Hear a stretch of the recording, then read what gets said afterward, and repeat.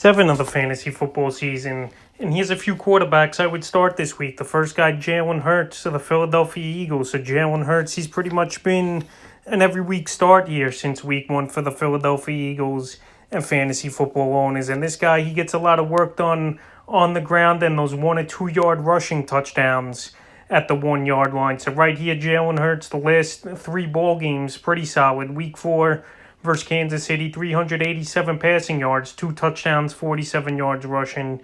Week 5 at the Panthers, 198 passing yards, interception, 30 rushing yards, 2 rushing touchdowns, and a 2-point conversion. And Week 6 versus Tampa Bay, 115 passing yards, 44 rushing yards, 2 touchdowns rushing, 2-point conversion, and a passing TD and an into. So right here, Week 7 at the Vegas Raiders, not the greatest of matchups on paper. They give up the 9th least amount of fantasy points to quarterbacks. But right here, Jalen Hurts, each and every week, he finds a way to hit 20 or more fantasy points every game this season. So right here, he's a better fantasy football quarterback than a real-life quarterback. Obviously with the rushing yards and obviously vulturing all those goal line touches for Miles Sanders and taking the ball in himself. So right here, another ball game where I could see both teams putting a lot of points up on the scoreboard. And I definitely could see Jalen Hurts once again in this one getting anywhere from 25 to 30 fantasy points. And he's definitely a quarterback. I would start this week. The second quarterback's Matthew Stafford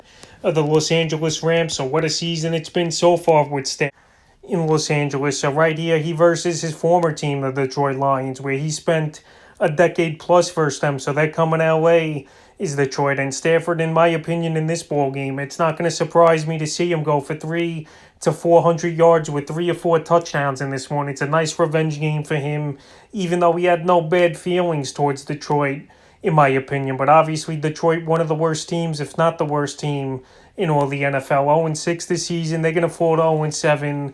And like I mentioned, I think Matthew Stafford has a huge day. And pretty much he's an each and every week start at the quarterback position this season, with him being on the Rams. The next quarterback's Derek Carr of the Las Vegas Raiders. So Derek Carr turned things around last week.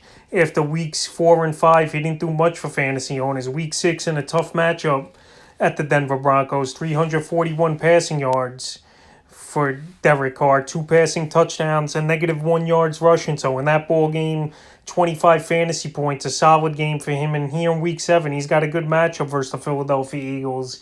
They give up the 19th most fantasy points to quarterbacks, but we've seen quarterbacks have good games versus the Eagles this season. We saw Dak Prescott have a huge game. We saw last week Brady get off to a quick start in that ball game until Leonard Fournette took over and had a huge game. And we're going to see it once again here with Carr. I think Carr in this one, he goes for 250 to 300 yard range with 2 or 3 touchdowns. And especially he's home where he's played pretty well this season. Besides in that Week 5 matchup versus the Chicago Bears, the next quarterback's Matt Ryan of the Atlanta Falcons. So putting up pretty good fantasy football stats the last few weeks here is Maddie Ice for this Atlanta team. And he's trying to get this team back to 500 this week in a matchup at the Miami Dolphins that give up the 9th most fantasy points to quarterbacks. So the last couple games here for Maddie Ice, Week 4 versus Washington, 283 passing yards and 4 touchdowns. And Week 5 versus the Jets, 342 passing yards and 2 touchdowns. So right here, he's throwing a good football. He's building a rapport with some of the newer players on the team, like Cordell Patterson, who plays running back and receiver, and obviously Kyle Pitts, who was the highly drafted tight end in the draft this season. And this week, I like the matchup a lot, and I like what Matt Ryan's been doing, scoring 20 or more fantasy points. Games here for Ryan. So right here in Week 7 at Miami, I think he has another game where he goes over 20 fantasy points. And with a lot of quarterbacks on bye this week, he's a good replacement, in my opinion. And the 5th and final quarterback, I would look to start this week's Mac Jones of the New England Patriots. So each and every week, I mentioned this in another video on the waiver wire quarterback video about Mac Jones, that he's improving each week. He's stretching the field a little bit longer. And I know it's not always showing up in the stat sheet, but Week 6 versus the Dallas Cowboys, he took some monster hits, but he hung in there. He made a couple big plays, and he put his team in position to win the game. But Dak Prescott and the Cowboys came down in that 4th quarter to tie the game up, and then eventually winning in overtime. But in Week 6 versus Dallas, 229 passing yards